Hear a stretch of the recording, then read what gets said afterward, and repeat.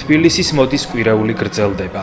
დიზაინერებმა 2014-2015 წლის შემოდგომა ზამთრის კოლექციები წარმოადგინეს.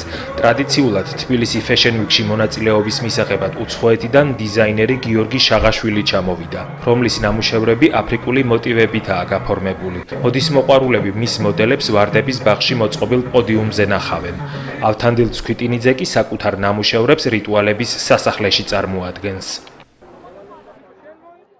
ყველა დიზაინერისთვის, ყველა გულშემატკივრისთვის ძალიან მნიშვნელოვანი დღე არის და ვფიქრობ, არაჩვეულებრივად ჩაება. ჩემი ჩვენება არის 10 რიცხვში, რიტუალების სასახლის ბაღში და იმედია იქაც გაამართლოს.